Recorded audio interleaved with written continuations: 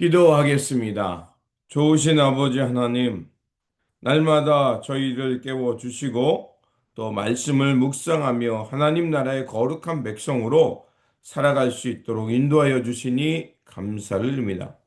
주님, 우리의 삶이 어디에 있든지 하나님의 택함 받은 백성답게 하나님 앞에서 늘 거룩하고 참되게 살아가는 삶의 자리가 되게 하여 주옵소서. 무엇보다도 우리의 삶을 돌아보게 하여 주시고 또 우리가 결단코 저희들이 잘못된 길로 가면서 저희들이 어리석음에 만족하는 것이 아니라 저희들이 말씀과 주님의 인도하심 따라 살면서 항상 깨어서 바르고 참된 길을 향해 나아가게 하여 주옵소서. 혹 우리가 부정한 길을 갈 때 즉시를 깨워 주시고 그래서 우리의 몸과 마음, 정신이 항상 주님을 바라보면서 주님의 거룩함을 지키며 살아가는 삶의 자리가 되게 하여 주옵소서. 오늘도 우리에게 생명과 진리가 되는 말씀을 들려주시고 그래서 그 말씀을 붙들고 우리에게 주어진 삶 속에서 하나님 나라의 생명과 거룩함을 지키며 살아가는 우리 모두가 되게 하여 주옵소서. 우리 구주 예수 그리스도 이름으로 기도드립니다. 아멘. 오늘 우리에게 주신 말씀은 레위기 14장 1절에서 7절입니다. 여호와께서 모세에게 말씀하여 이르시되 나병 환자가 정결하게 되는 날의 규례는 이러하니 곧 그 사람을 제사장에게로 데려갈 것이요 제사장은 진영에 나아가 진찰할지니 그 환자에게 있던 나병 환부가 나았으면 제사장은 그 정결함을 받을 자를 위하여 명령하여 살아있는 정결한 새 두 마리와 백향목과 홍색 실과 우슬초를 가져오게 하고 제사장은 또 명령하여 그 새 하나는 흐르는 물 위 질그릇 안에서 잡게 하고 다른 새는 산채로 가져다가 백향목과 홍색 실과 우슬초와 함께 가져다가 흐르는 물 위에서 잡은 새의 피를 찍어 나병에서 정결함을 받은 자에게 7번 뿌려 정하다 하고 그 살아있는 새는 들에 놓을지며. 아멘. 오늘 본문 말씀은 나병에서 깨끗하게 된 사람이 정결 후에 공동체로 다시 돌아오는 과정을 전해주고 있습니다. 레위기 14장은 레위기 13장에서 다루었던 악성 피부병 환자가 정결하게 되었을 때 그가 어떻게 그 공동체 안으로 들어올 수 있는지를 정해주고 있습니다. 병이 나았을 때 그 사람은 먼저 성소로 오는 것이 아니라 제사장을 불러서 진영 밖으로 나아가 그 제사장이 그 나은 사람을 검사하게 했습니다. 이것은 무엇을 말하겠습니까? 하나님께서 내가 고통 가운데 있는 삶의 자리를 찾아오는 것을 의미합니다. 우리가 죄로 멀어져 있을 때 하나님께서는 독생자 예수 그리스도 그 분을 우리 가운데 보내주셨습니다. 그리고 그 주님을 만남을 통해서 우리가 새롭게 회복되었던 것을 우리는 알 수가 있습니다. 그렇게 제사장이 진영 밖으로 나아가 그를 만난다는 것은 이런 하나님의 은혜를 경험하길 때 하나님의 은혜가 우리 가운데 먼저 찾아오심을 말합니다.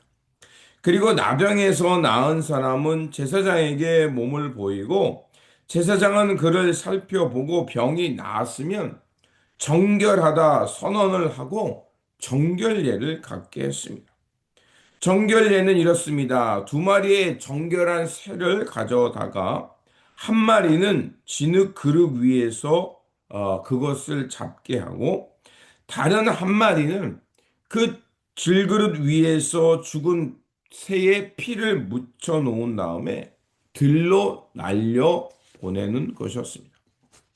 그렇다면 우리는 이 두 마리의 새를 이용한 그 정결례를 생각해 볼 필요가 있습니다. 정결함을 입은 사람은 정결한 새 두 마리 중에 한 마리의 그 죽음을 우리가 드리게 되는 것을 볼 수가 있습니다. 자, 한 마리의 새가 죽음을 당한다는 것은 그 속죄를 상징하는 것입니다. 누군가가 나를 대신하여 생명을 흘릴 때, 피를 흘릴 때 그에게 정결함이 주어진다는 것입니다. 또한 다른 새 한 마리는 그 죽은 새의 피를 묻혀다가 그것을 날려 보냅니다. 그것은 무엇을 말하겠습니까? 바로 우리를 향해 피 흘리는 사건, 예수 그리스도의 그 십자가의 사건, 그리고 그를 날려보낸다는 것은 이제 죄에서 멀어졌고 속죄함 받았기에 부활한 몸, 새로운 몸으로 이제 새 생명을 얻었다는 것입니다. 그래서 그 병에서 나은 사람은 이제 정결한 사람이 되어서 공동체 안으로 다시 들어올 수 있고요. 그리고 공동체 안에서 새 생명으로 살아갈 수 있는 회복을 상징하는 겁니다. 예수님은 십자가에 위해서 우리를 향해 우리의 대속의 제물이 되기 위해 피를 흘리심으로 우리는 죄의 그 멍에에서 죽음에서 노임을 받게 된 것입니다. 그래서 우리는 이 주님의 피의 정결한 예식 때문에 세상 속에서 다시 태어나게 되고, 그리고 이 어둠의 세상 속으로 들어가 이 주님의 은혜를 나누며 새로운 삶을 살아가는 사람이 되는 겁니다. 또한 정결례를 마친 사람은 귀와 손, 발에 피를 바르게 하고 그를 공동체 안으로 초청하게 됩니다. 그는 이제 이 정결례와 나음을 통해서 새로운 삶을 살아갈 수 있는 기회를 얻게 된 것입니다.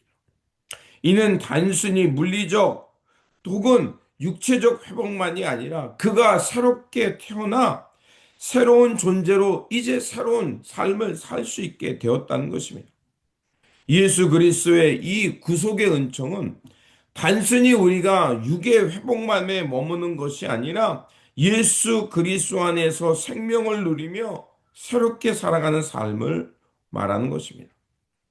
자, 또한 우리가 한 번 더 생각할 것이 있죠. 이렇게 복잡하고도 여러 가지 규례를 통해서 이렇게 정결하여 공동체 안에 들어오는 정결례를 하나님은 모세에게 말씀하셨습니다. 그러면 이렇게 복잡하고도 이렇게 까다롭고 또 피를 흘리는 이 사건의 정결례를 통해 말씀하는 것이 무엇일까요? 우리가 이런 정결례와 또 한 사람이 다시 공동체로 들어와 회복하여 새로운 삶을 살게 하는 이러한 과정을 통해서 하나님 앞에서 거룩함을 지켜내는 것이 얼마나 어려운가, 또 그것을 가볍게 여겨서는 안 되겠다는 이러한 교훈을 우리에게 주고 있는 것입니다. 그렇습니다. 정결함은 단순한 치료가 아니라 하나님의 은혜, 구속의 은혜를 다시 한번 기억하게 하는 겁니다. 그래서 그 거룩함과 그 은혜가 얼마나 중요한지를 생각하면서 하나님과의 관계를 회복하고 공동체의 관계를 회복하여 이제 새로운 삶, 완전히 새로운 피조물이 되어서 하나님 나라를 삶을 사는 것입니다. 우리의 믿음의 길도 마찬가지입니다. 나 편한 대로 신앙생활하는 것이 아닙니다. 또 하나님의 은혜를 값싼 은혜로 여기는 것이 아닙니다. 하나님의 거룩함에 걸맞게 우리의 거룩함을 지켜내는 노력과 책임이 우리에게 있다는 것입니다. 하나님은 오늘 이 땅에 고통받는 이들을 외면치 아니하고 그들을 찾아오십니다.